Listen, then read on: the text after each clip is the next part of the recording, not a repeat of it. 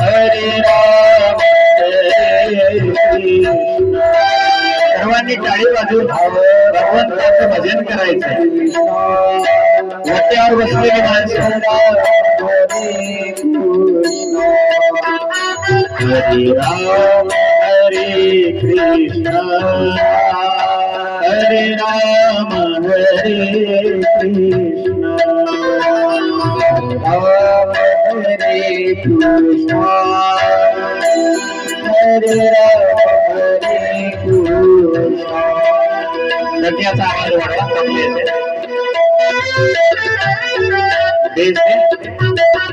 समोरचे टॉप इकडे करा.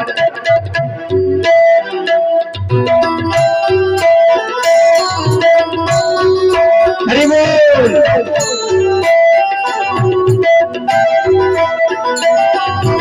राम हरे कृष्ण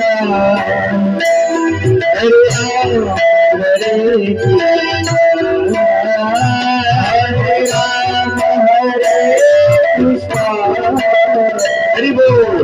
राम हरे कृष्ण हरे राम हरे कृष्ण हरे राम हरे कृष्ण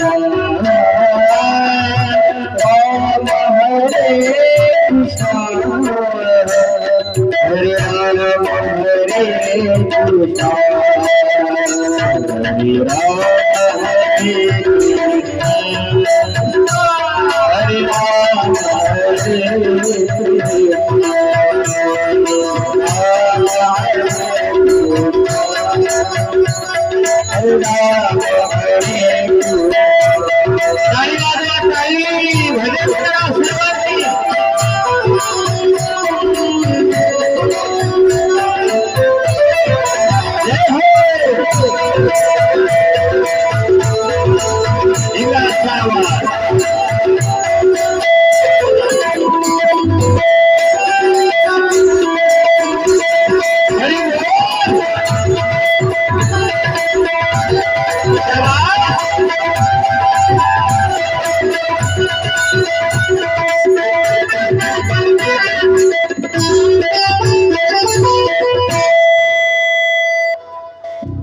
स्वस्ति न इंद्रो वृधश्रवाः स्वस्ति न पूषा विश्ववेदाः स्वस्ति न आरिष्ठनेमि स्वस्ति नो बृहस्पतिर्दधातु.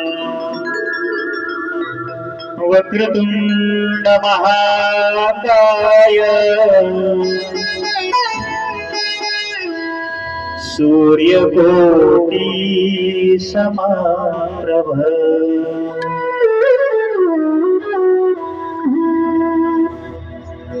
निर्विघ्नं कुरु मे देव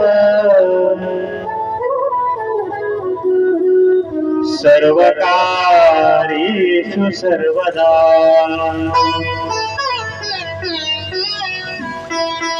गुरुर्ब्रह्मा गुरुर्विष्णु गुरुर्देवो महेश्वरा.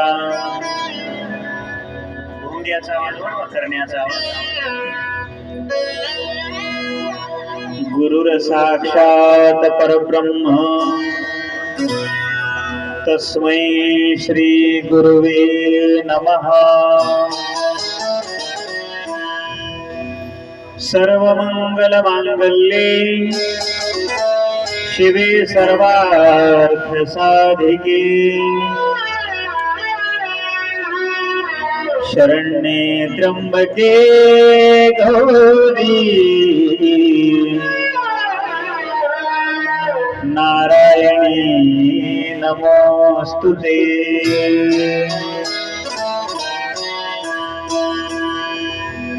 यामाहुः सर्वलोकानां प्रकृतिं शास्त्रपारगाः तां धर्मचारिणीं शम्भो तं नमामि शिवां परम्.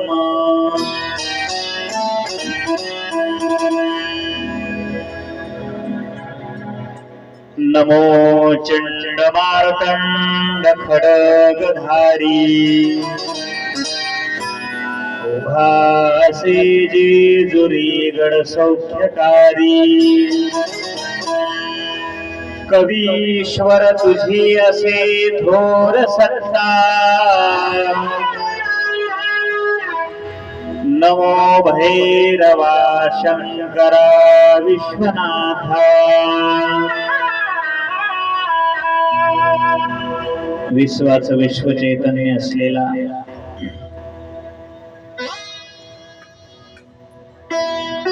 भगवान श्री काशीनाथ विश्वनाथ महादेव सकल संत महात्म्यांच्या कृपा आशीर्वादाने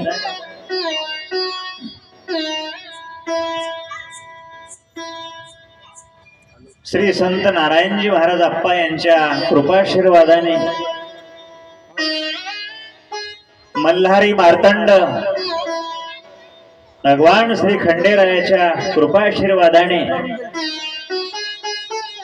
गेली अनेक वर्षापासून चालत असलेला हा श्री खंडोबा देवस्थान सप्ताह श्री क्षेत्र ढाळेगाव श्री मल्हारी महात्म्याची कथा आणि त्याचबरोबर श्री भागवत कथा ज्ञानयज्ञ सोहळा असा हा ज्ञानाचा संगम असलेला कार्यक्रम या ठिकाणी अनेक वर्षापासून आपली ही सर्व देवस्थानची भाविक मंडळी कमिटी मंडळी या ठिकाणी करत असतात।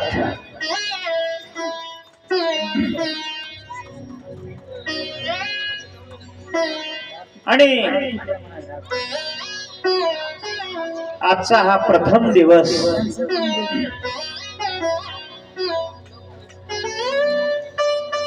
आणि या प्रथम दिवशी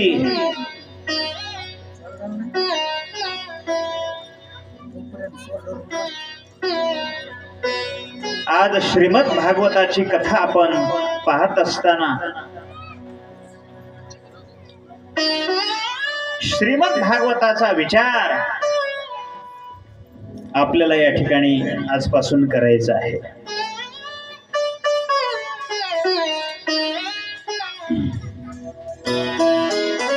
काय आहे श्रीमद भागवत? श्रीमद भागवत श्रीमद भागवत ही परमात्म्याची वाङ्मयीन अशा प्रकारची मूर्ती आहे।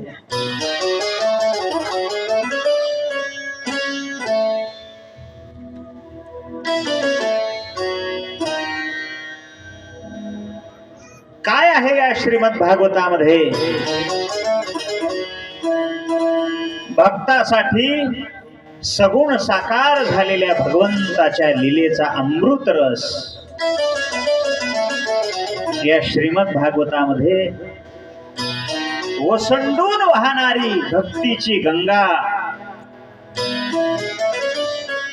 या कथेमध्ये आपल्याला पाहायला मिळते।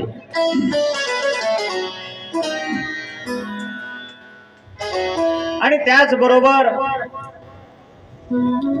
भक्त प्रल्हाद, नारद, अंबरीश, ध्रुवबाळ, गजेंद्र इत्यादी भगवत भक्तांची अभक्तांना भक्तिपथावर आणणारी दिव्य चरित्र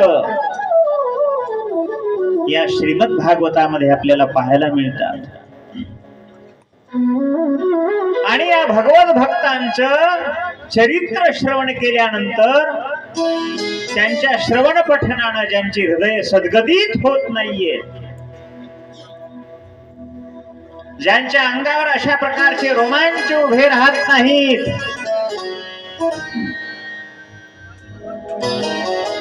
हे भागवत ऐकल्यानंतर ज्यांच्या डोळ्यातून अश्रूच्या धारा येत नाही, त्याला माणूस म्हणू नये। सवय मुक्त अथवा पशु, पशुचा दर्जा दिलेला आहे। ज्यानं भागवत ऐकलेलं नाहीये, ज्याला भागवताचा गंध माहित नाही, त्याचा रस माहित नाही, सवय मुक्तो अथवा पशु, पशु समान त्याचं जीवन आहे, असंच म्हणावं लागेल.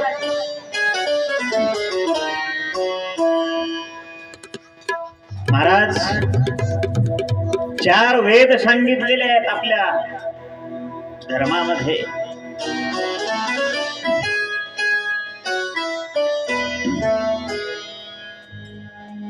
ऋग्वेद, यजुर्वेद, सामवेद आणि अथर्ववेद 4 वेद.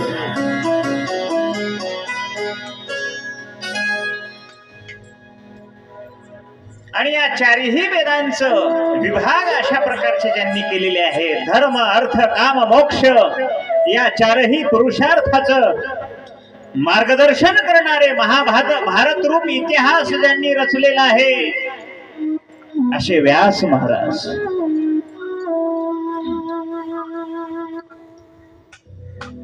मोक्ष मार्ग सांगणारे ब्रह्मसूत्र त्यांनी सांगितलेले आहे, प्रतिपादन केलेले आहे. 17 पुराण लिहिली आणि 18वं पुराण म्हणजे श्रीमद भागवत पुराण नाही का. त्या महर्षी व्यासांना भक्ती आणि परम शांती जर कोण्या ग्रंथामध्ये प्राप्त झालेली असेल तर ते श्रीमद भागवतामध्ये. गोपाल कृष्ण भगवान की जय. तुम्ही सगळेजण म्हणत जा.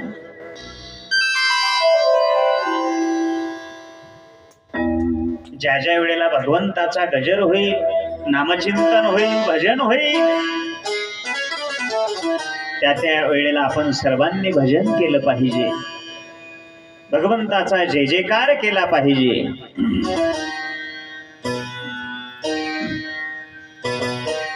भगवान श्रीकृष्ण परमात्म्यांनी जेव्हा हा द्वापार युगामध्ये अवतार धारण केलेला आहे, भूलोकातून परमधाम गोलोकात जाण्याचं ठरवलेलं आहे, तेव्हा कलियुगाचा प्रादुर्भाव होणार. भूलोकावर कालमहात्म्यामुळे पुन्हा दुर्जनांचा प्रभाव वाढणार आहे असं लक्षात आलं. सज्जन माणसांना या दुष्ट लोकांचा त्रास होणार आहे आणि म्हणून भगवंताचे लाडके असलेले भक्त उद्धवजी त्यांनी भगवंताला प्रश्न केलेला आहे, हे भगवंता, आपण हा अवतार संपवल्यानंतर आपला वियोग झालेले जे भक्त आहेत या ठिकाणी कुणाच्या आधाराने राहू शकतील बरं? त्यांच्यासाठी आपण काहीतरी विचार करावा भगवंता. आणि असे भगवंतांनी ऐकून उद्धवाला सांगितलेलं आहे, दयाली भक्ताचे कामकल्पद्रूप असलेले भगवंतांनी विचार केलेला आहे, माझ्या भक्तांसाठी माझ्या प्राप्तीचं काहीतरी सुलभ साधन या ठिकाणी दिलं पाहिजे असा निश्चय भगवंतांनी केला. आणि ज्या वेळेला द्वापार युगामध्ये भगवंतांनी हा अवतार संपवून ज्या वेळेला भगवंताचा अवतार संपतोय त्यावेळेला स्वतःच तेज असणार भगवंतांनी या श्रीमद भागवतामध्ये प्रविष्ट केलेलं आहे. स्वकीयं यत् भगवत तेजस्तस्य भगवते तदा तिरोधाय प्रविष्टोयं श्रीमद भागवतार्णवम्. पद्मपुराणामध्ये मोठं गोड वर्णन केलेलं आहे. स्वतः असणारे भगवान श्रीकृष्ण परमात्मा त्यांनी या भागवत रूप सागरामध्ये प्रवेश केलेला आहे आणि आपलं स्वतःच तेज या ग्रंथाला दिलेलं आहे महाराज, साधं नाहीये. आणि मग तेव्हापासून या श्रीमद भागवताची महती सकल पुरातज्ञ सूत महाराजांनी शौनकादिक ऋषींना हे श्रीमद भागवत सांगितलं. परम पुण्यमय गंगेच्या किनाऱ्यावरती नैमिषारण्यामध्ये ही कथा सूत महाराजांनी शौनकादिक ऋषींना सांगितलेली आहे आणि या महापुराणाचा भूतलावर प्रादुर्भाव करणारे परम दयाघन असणारे परमात्मा श्री शुकाचार्य महाराज नाही का? काय त्या शुकाचार्य महाराजांचं वर्णन करावं. यत्र ज्ञान विराग भक्ती सहितम नैष्कर्म्यम विष्कृतम छिन्वन् प्रपठन् विचारण परो भक्त्या विमुच्येन्नरः. मोठं गोड सांगितलेलं आहे. ज्या ग्रंथामध्ये ज्ञान सांगितलेलं आहे, ज्या ग्रंथामध्ये वैराग्याच्या गोष्टी सांगितलेल्या आहेत, ज्या ग्रंथामध्ये परिपूर्ण असणारी ही भक्ती सांगितलेली आहे आणि या संसार सागरातून निवृत्त होण्याचा मार्ग ज्या ग्रंथामध्ये सांगितलेला आहे ते ग्रंथ म्हणजे श्रीमद भागवत. गोपाल कृष्ण भगवान की जय. आणि म्हणूनच आपण आरतीमध्ये काय म्हणतो? ग्रंथ नभे हा श्री कृष्ण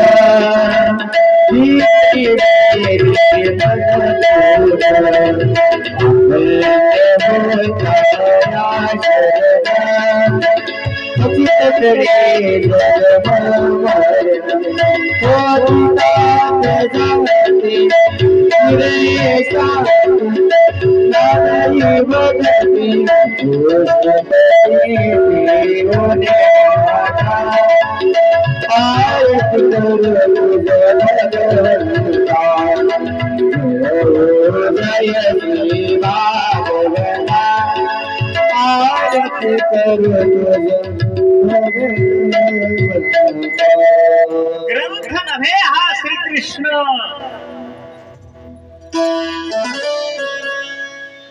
गीते वेधी मन पूर्ण.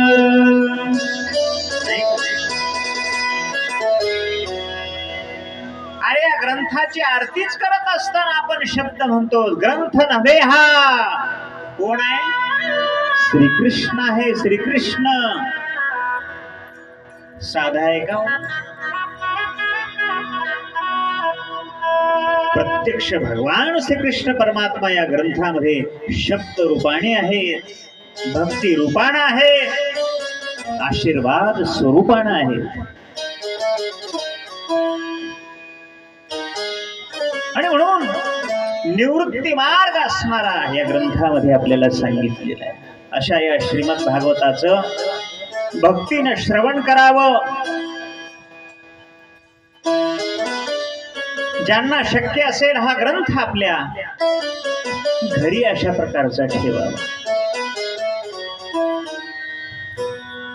अभ्यास करावा, चिंतन करावं, मनन करावं, निधिध्यासन करावं, श्रवण करावं. एवढं जर हा मनुष्य करत असेल तर तो खात्रीने अशा प्रकारचा मुक्त होतो. मुक्त. लक्षपूर्वक कथा आहे का?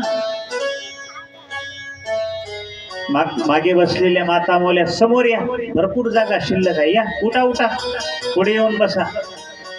या लवकर लवकर, इकडे तिकडे बघू नका. चला समोर सरका, भरपूर जागा शिल्लक आहे. आणि म्हणून हा ग्रंथ या ठिकाणी आपण श्रवण करत आहोत.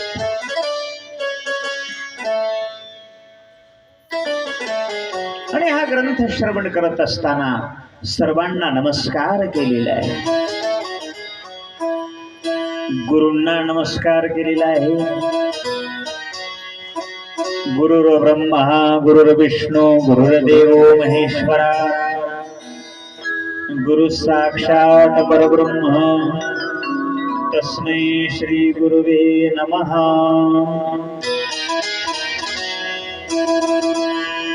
सरस्वतीं नमस्तुभ्यं वरदे कामरूपिणी विद्यारम्भ करिष्यामि सिद्धिर्भवतु मे सदा. गुरुला वंदन केल्यानंतर सरस्वती मातेला वंदन केलेलं आहे. आपली जी लहान लहान मुलं आहेत आपल्या घरामध्ये,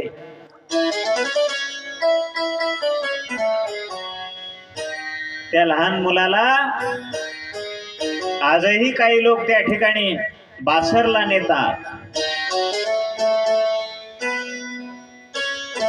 सरस्वती मातेचं दर्शन घेण्याकरता,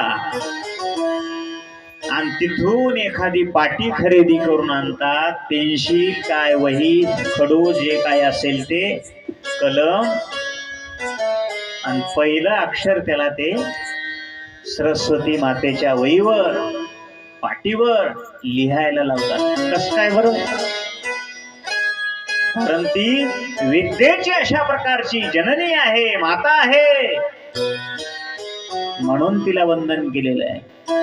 आणि म्हणून आज आपण सरस्वती मातेला वंदन करावं. तिला सुद्धा आजच्या या ठिकाणी पाचारण केलं पाहिजे. ये हंसावरती बसून शारदे, मयुरावरती बसून, ये हंसावरती बसून शारदे, मयुरावरती बसून, ये हंसावरती बसून शारदे,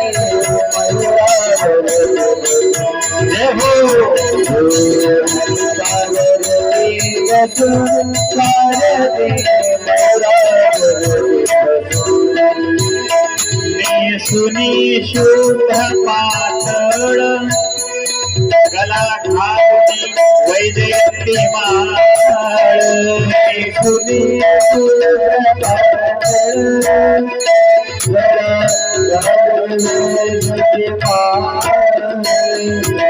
सरस्वती मातेने आपल्या अंगावरती शुभ्र वस्त्र धारण केलेलं आहे. तिच्या एका हातामध्ये वीणा आहे आणि एका हातामध्ये ग्रंथ संपदा आहे. विद्येची देवता आहे.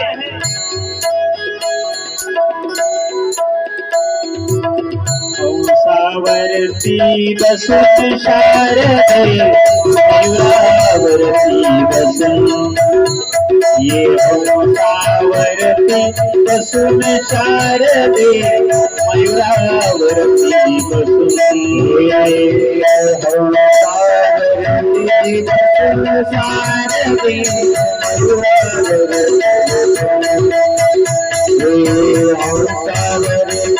बसून शारदे, मयुरावरती बसून.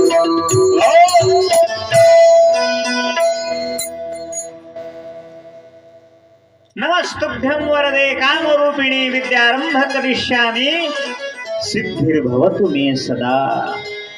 नाही का? पुढे व्यास महाराजांना वंदन केलेलं आहे. कोण आहेत व्यास महाराज? शुकाचार्य महाराजांचे वडील, फार मोठे अधिकारी, ब्रह्मज्ञानी.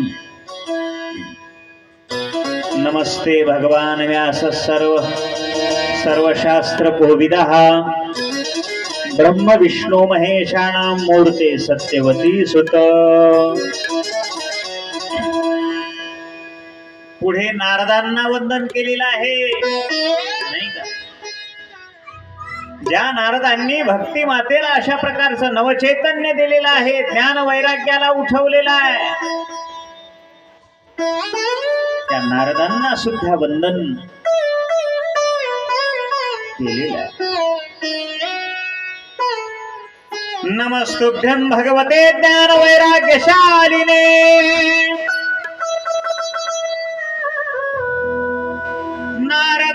नारदाय सर्वलोक पूजिताय, सुरर्षये.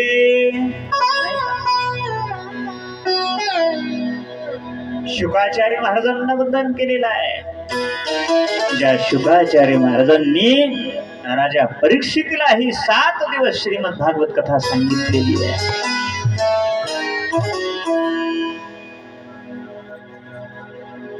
शुकरूप प्रबोधज्ञ,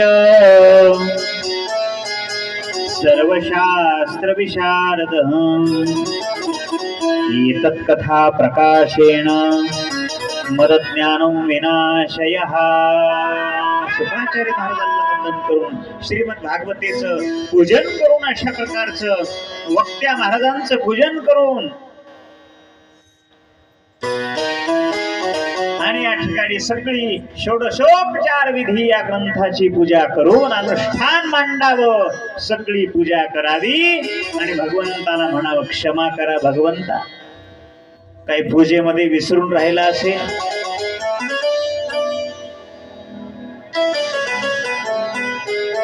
आमच्या माता मावल्याला सोय आहे बघा, किती सुंदर पूजा केली मी देवाची बघा, मज्जासारखी पूजा नाहीच झाला की गर्व. सगळी पूजा झाल्यानंतर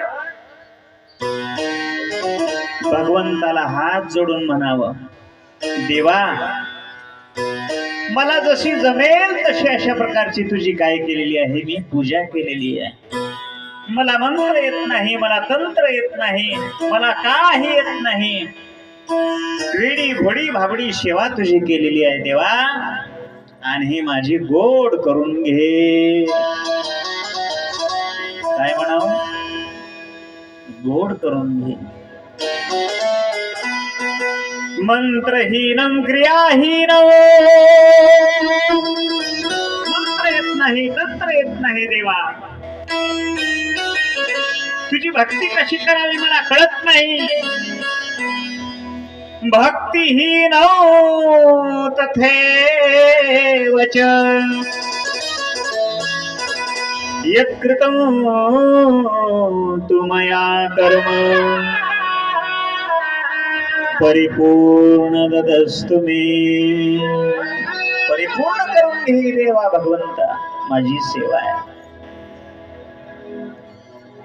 माझी सेवा जशी असेल तशी देवा घ्या असं म्हणून नमस्कार करावा.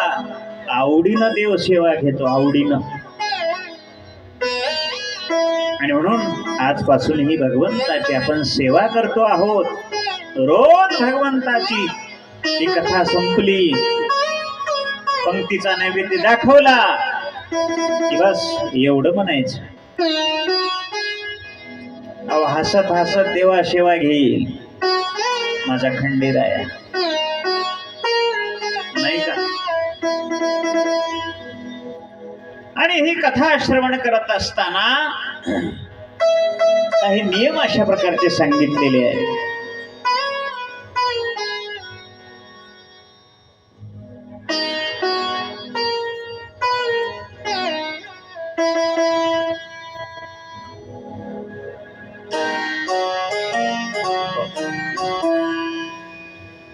गोपाल कृष्ण भगवान की जय.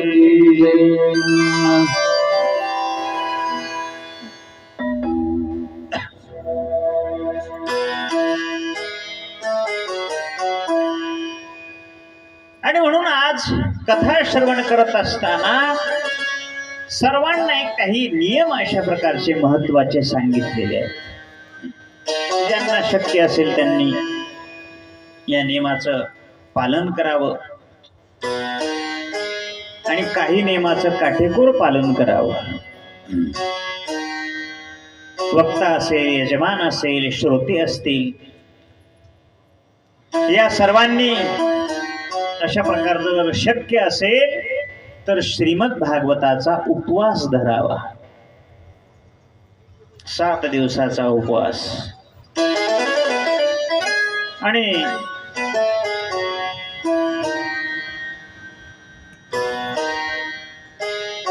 ज्यांना शक्य असेल त्यांनी पाणी पिऊन 7 दिवस उपवास करावा. बापरे, एवढं या काळाला हे शक्य नाही महाराज. पहिलं होते महात्मे. मग काय करावं लागेल महाराज? एक वेळ फलाहार घ्यायचा. फलाहार म्हणजे फळ खायचे, केळी असेल, सेब असेल, जे काही आपलं. फराळ नाही बरं, टोपलं.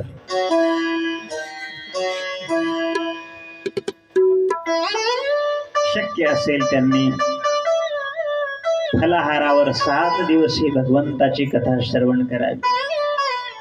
शक्य नसेल कथा संपल्यावर एक वेळ भोजन करावं, तेही उत्तम आहे. महाराज कसे तरी पोटात भगभगच होते बघा उपवास धरलं की. मग 2 टाइम जेवण करावं, कथा श्रवण करावी. महाराज मला घंट्या घंट्याला खायची सवय आहे हो. तसही जमते, काय करावं. आणि या युगामध्ये अन्न हे असंच निघालेलं आहे आता.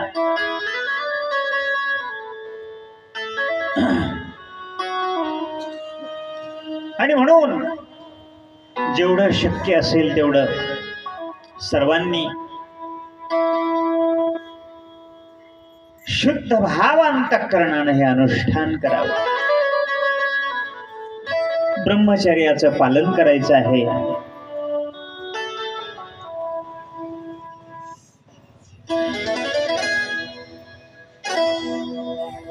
पलंगावरती न झोपता जमिनीवरती अशा प्रकारचं काहीतरी अंथरून झोपायचं आहे.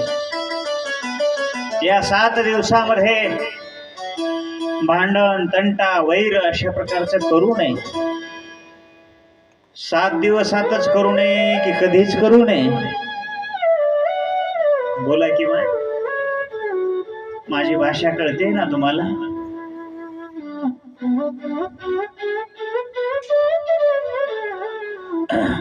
कधीच भांडण करू नये. आणि लई जर ज्याला भांडणाशिवाय कर्मच ना, निदान 7 दिवसात उगा आवरून घ्या मनाला. गट गट गट गिळून घ्या.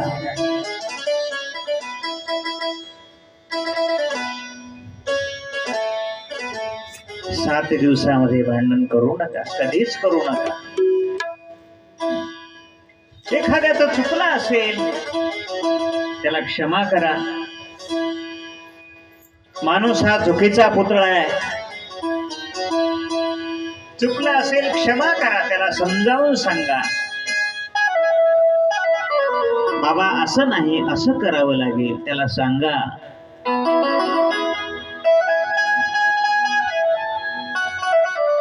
आणि कथा सुरू होण्याच्या अगोदर नामचिंतन घ्यायचं.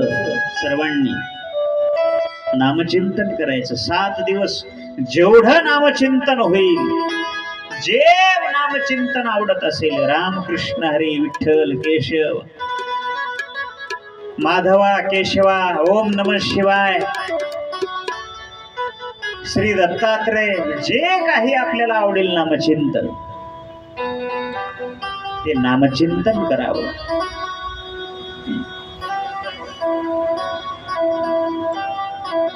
कथा संपल्यानंतर पुन्हा नामचिंतन करावं.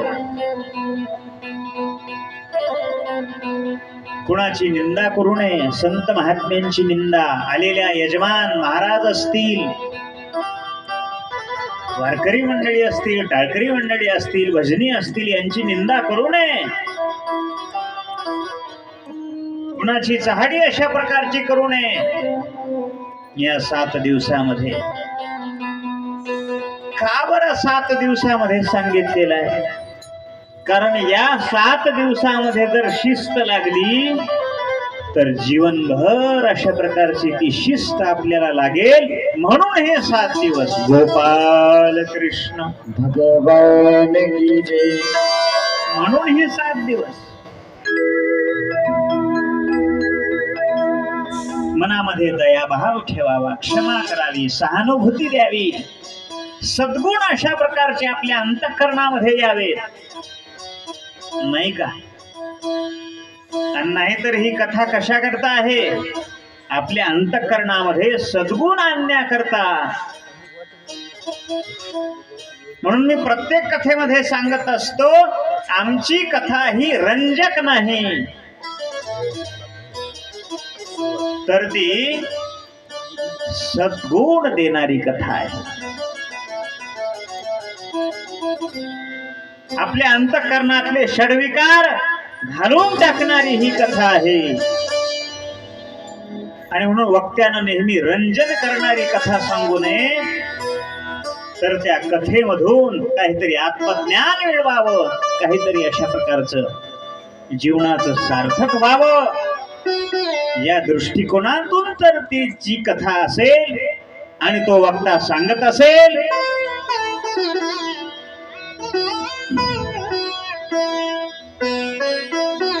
तर त्या कथेला अशा प्रकारचं काय आहे, महत्व आहे. सर्वांमध्ये ईश्वर आहे अशी भावना ठेवावी.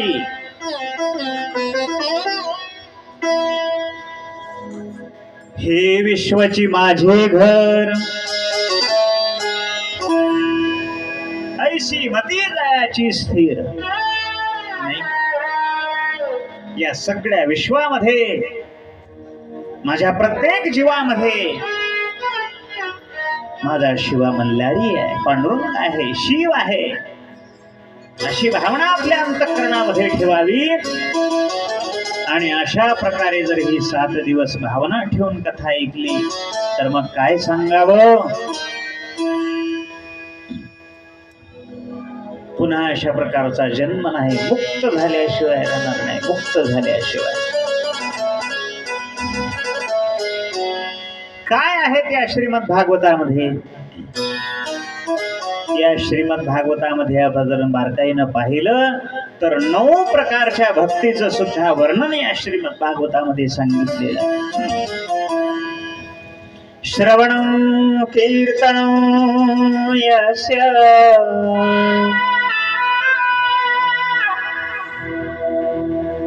स्मरणो पादसेवनो अर्चनो वन्दनो दास्यं सख्यं आत्मनिवेदनो.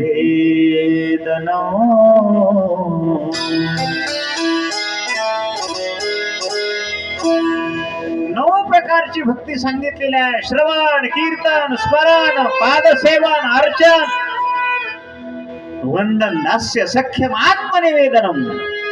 9 प्रकारची भक्ती. श्रवणम, पहिली भक्ती जर काय असेल तर ती श्रवण भक्ती सांगितलेली आहे. श्रवण भक्ती आहे.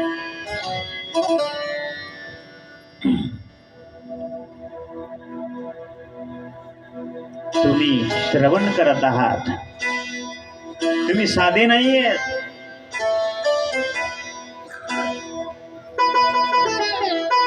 प्रभू तुम्ही महेशाच्या मूर्ती, दुबळा अर्चित मी भक्ती.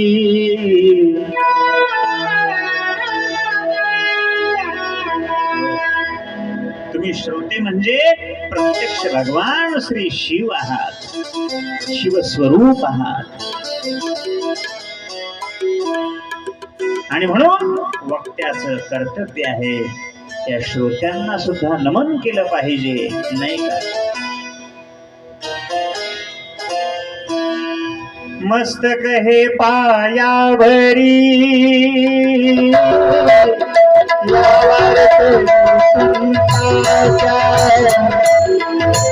वारकरी संताच्या, वारकरी संताच्या. मस्तक पायावरी जय हो वारकरी संताच्या, वारकरी संताच्या, वारकरी संताच्या.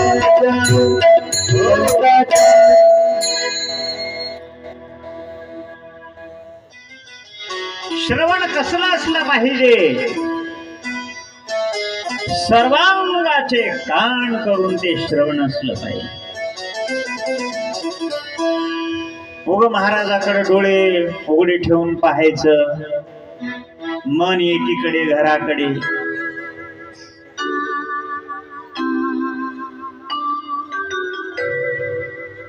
मन एकीकडे, चित्त एकीकडे, शरीर कथेमध्ये बसलेलं आहे आणि मन दुसरीकडे. त्या श्रवणाला काही अर्थ नाहीये, नाही का? माझ्या कीर्तनामध्ये एक समोरच मनुष्य येऊन बसला. बाबा बसल्यानंतर त्याचं ध्यान कोणीकडे गेलं काय देवास ठाऊक. डोळे लावलेले होते आणि हाताने असं ओढायला लागला. ओढायला जोरजोरात. माझं धोतर का हातात येऊ नये. मी म्हणलं बाबा हे काय करता तुम्ही. अरे बाबा तुमचं धोतर आहे काय म्हणले. मला वाटलं दरवाजाचं कुलूप लावून ओढलो नाही मी आणि मला आता ध्यान आली. कुठं ध्यान आली. कीर्तनात बसल्यावर. बापा माझं धोतर फेडून टाकशील की.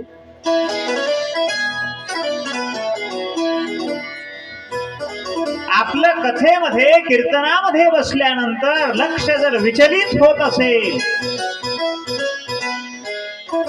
तर त्या मनाला अजून काय नाही लगाम अशा प्रकारचं द्यायचं राहील. आणि त्या मनाला लगाम देणं जर काय असेल तर ते नाम आहे गोपाल कृष्ण भगवान की जय.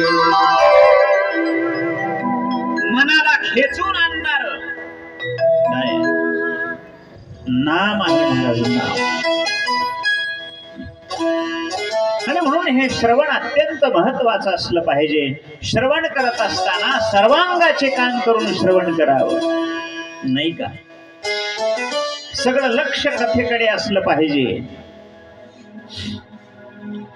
श्रवण केल्यानंतर ते घरी गेल्यावर मनन करावं. आज काय सांगितलं, आज कोणती कथा सांगितली,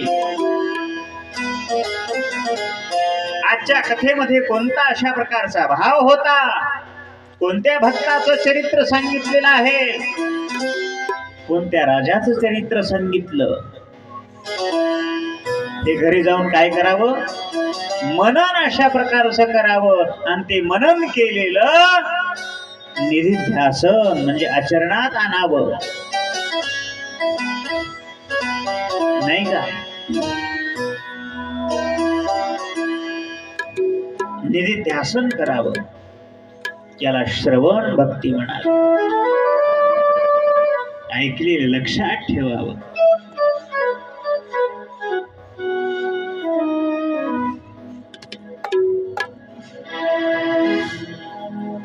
ऐकिले ते धरा ध्यानी, ऐकिले ते धरा ध्यानी,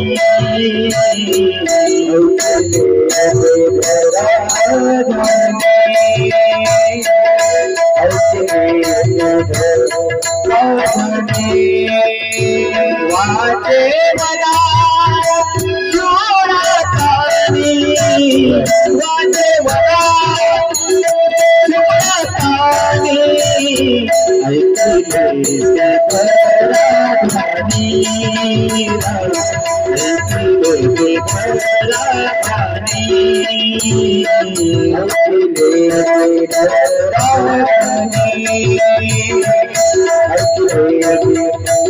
धराधानी, ऐकले ते धरा ध्यानी, वाचे वदा शूळ पाणी. श्रवण भक्ती सांगितलेली आहे. दुसरी भगवंताचं संकीर्तन भजन करावं ही सुद्धा भक्ती आहे. भगवंताचं स्मरण करावं, भगवंताची पूजा करावी, पायाची सेवा करावी. त्याला पादसेवन असं म्हटलेलं आहे. अर्चनम, नाही का? वंदनम, दास्यम, भगवंताचं दास व्हावं, भगवंताचा सखा व्हावं. आणि शेवटची आत्मनिवेदन ही भक्ती सांगितलेली आहे. भगवंताला सगळं काही समर्पण करावं.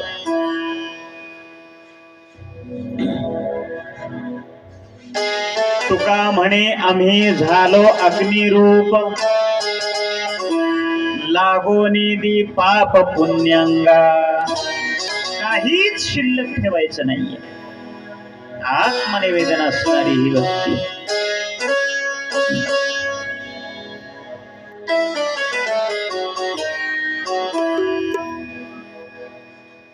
ओम नमो भगवते वासुदेवाय. कृष्णं नारायणं वन्दे, कृष्णं वन्दे व्रजप्रियम्.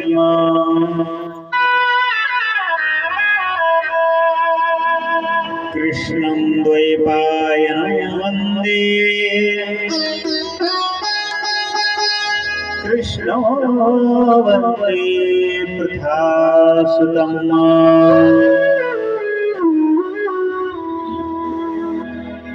सच्चिदानंद रूपाय विश्वोत्पत्त्यादि हेतवे तापत्रय विनाशाय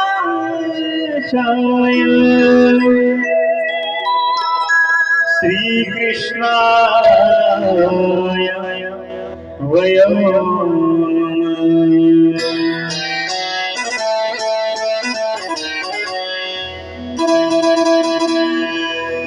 जगाची उत्पत्ती स्थिती विनाश ज्यांच्या हातामध्ये आहे.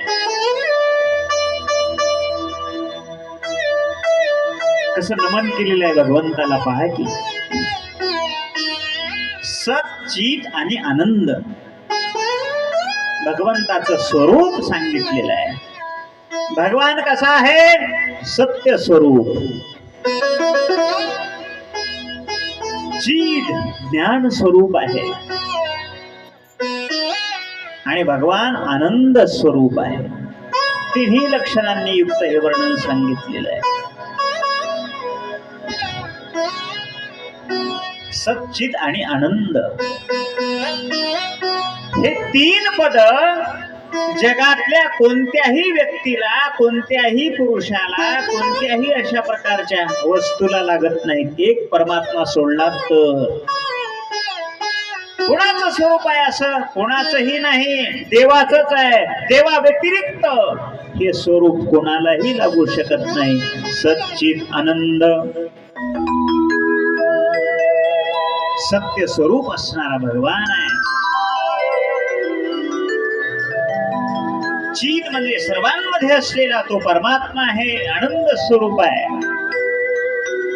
आणि पुन्हा तिन्ही गोष्टी तोच करतो. विश्वोत्पत्त्यादि हेतवे, जगाची उत्पत्ती ही तोच करतो,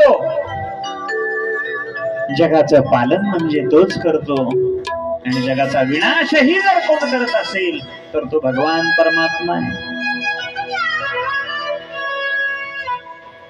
त्याच्या हातामध्ये ही सत्ता आहे महाराज. आणि तोच परमात्मा त्याची भक्ती केल्यानंतर 3 ताप घालवणार आहे. या जीवाच्या पाठीमागे 3 ताप लागलेले आहेत. कोणते कोणते? आध्यात्मिक, आदिदैविक आणि आदिभौतिक. नाही का?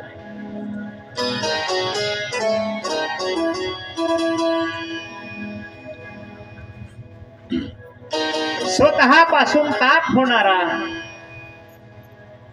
नाही का? ताप येणं, सर्दी येणं, पाय मोडणं, हात मोडणं, दुःख वाटणं शरीराला, हे आध्यात्मिक ताप नाही का? आदिदैविक वीज पडणं नाही का? रोगराई पसरणं, वारा वावदान सुटणं, किती दुःख आहेत महाराज या जीवाच्या पाठीमागे. जन्माचं दुःख आहे, बालपणाचं दुःख आहे, तरुणपणाचं दुःख आहे, म्हातारपणाचं दुःख आहे. बरं आपलं जाऊ द्या, दुसऱ्यापासून दुःख आहे. दैवी शक्ती, दुष्काळ पडणं, अतिवृष्टी होणं, दुष्काळ पडणं, ऊन पडणं, नाही दुसऱ्याकडून त्रास मिळणं, त्याला आधी भौतिक त्रास म्हणावं. हे तिन्ही लाभ जे नाहीसे करतात, पण भक्ती केल्यानंतर नाही असे असणारे सच्चिदानंद स्वरूप श्री कृष्ण परमात्मा यांना मी वंदन करतो. तापत्रय विनाशाय श्रीकृष्णाय वयं नमः. यं प्रवर्जन्तमनुपेतमपेत कृत्यं द्वैपायनो विरह कातराजुहाव. पुत्रीति तन्मयतया करवोऽभिनेदो तं सर्वभूतहृदयं मनिमानितोऽस्मि.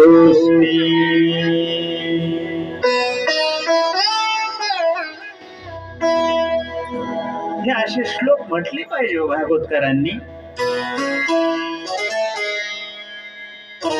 महाराज सांगा बरं, भागवताचा पहिला श्लोक कोणता आहे? जन्मांधस्य म्हणताना चुकला भादर. तू जन्माना आंधळ आहेस वेड्या. नीट वाच, नीट पाठ कर. जन्माद्यस्य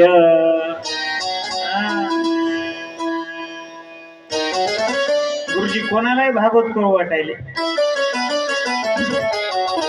श्लोक येत नाही, कोणतं काही प्रमाण येत नाही, कोणतं काही नाही, थापाड्या हाणायच्या काहीतरी.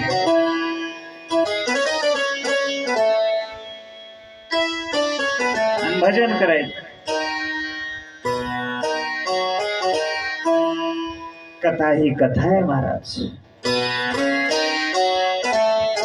अरे मोहनजी बंधन होण्यापूर्वी लौकिक वैदिक कर्म सोडून शुकदेव महाराज संन्यास घेण्याकरता निघाले जन्मल्याबरोबर. 12 वर्ष आईच्या पोटामध्ये राहिलेले शुकाचार्य महाराज. का जन्म घेत नव्हते? कारण जन्मल्याबरोबर हा संसार माझ्या पाठीमागे लागेल. हे संसाराचं दुःख मला अशा प्रकारचं असहनीय आहे देवा, म्हणून मी जन्म घेणार नाही. आता मला सांगा, आईच्या पोटामध्ये लेकरू किती दिवस राहते? 9 महिने 9 दिवस. 1 वर्ष झालं, 2 झाले, 3, 4, 5, 6, 10, 11 झाले. काय म्हणत असेल ती आई?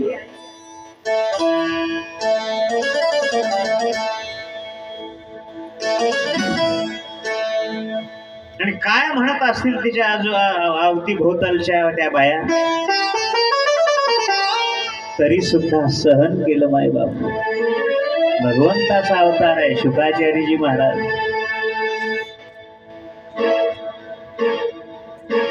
सांगितलं पिताश्री मी जन्माला येत नाहीये.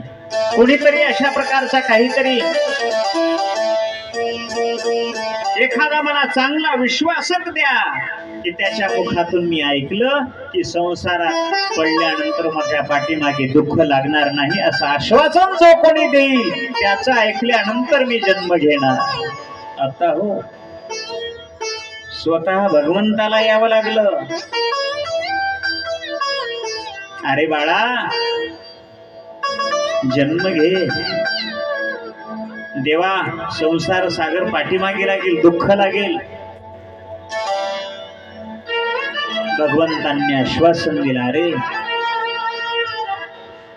तुला माझं आश्वासन आहे, तुला हा प्रपंच, तुला हा संसार काही करू शकणार नाही. जन्माला ये. 12 वर्ष झाले महाराज.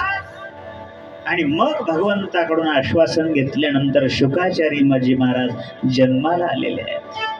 बामणाचे पोर एक खेळास झाले बामणाचे पोर एक खेळास झाले ब्राह्मणाचे पोर एक खेळास झाले 12 वर्षाला पाहिले ताकत बाहेर आले हातात मारून गेले नगरची पळून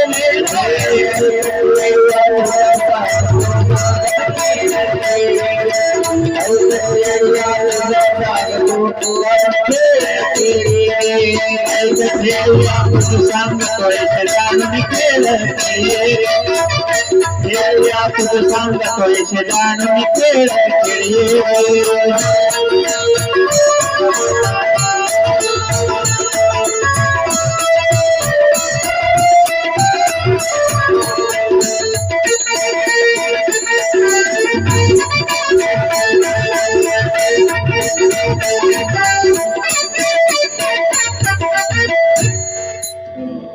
सुंदर प्रमाण दिलं महाराज टाळी वाजवायला